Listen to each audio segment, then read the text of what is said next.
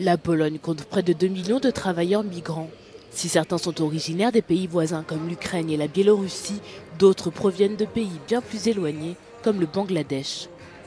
Non seulement ils ont trouvé un foyer en Pologne, mais ils contribuent également de manière significative à l'économie nationale. La décision de fermer les entreprises pour lutter contre la propagation du Covid-19 a laissé de nombreux migrants comme Irina sans emploi. Je me suis réveillée le matin, je suis allée travailler, je ne pensais pas que le soir même l'entreprise allait fermer et que le lendemain je n'y retournerais pas. Je ne sais pas quand j'irai de nouveau et je ne suis pas la seule. L'industrie des services emploie le plus grand nombre de travailleurs migrants provenant notamment du Bangladesh. Ils ont été les premiers à ressentir l'impact économique de l'épidémie.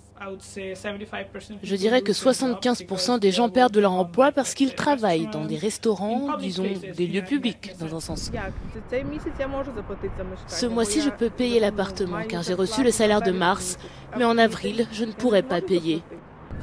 Tous nos plans se sont effondrés en une seconde, les plans de mon mari, les miens et ceux de mes enfants.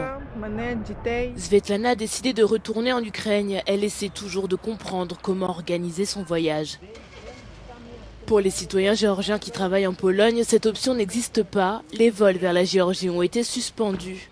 Pour certains d'entre eux, la perte de travail signifie également la perte de leur logement, car il s'agit souvent d'une transaction liée.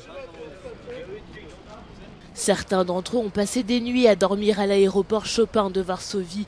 On leur avait promis de rentrer chez eux, mais jusqu'à présent, cette promesse n'a pas été tenue. Plus tard, on leur a demandé de quitter l'aéroport, alors ils sont venus à l'ambassade pour demander de l'aide. Le consulat leur permettra d'obtenir un nouveau logement pour les prochains jours.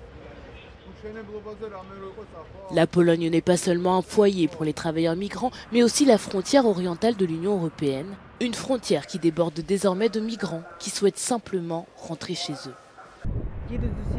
Ils viennent de toute la Pologne, de la République tchèque ainsi que de la Slovaquie et je pense que chaque jour à la frontière, la situation est terrible. De nombreux migrants expriment leur volonté désespérée de rentrer chez eux dans leur famille. Ils sont à nouveau en première ligne de l'économie polonaise et leur sort pourrait être lié à celui du pays une fois que la pandémie aura atteint son pic.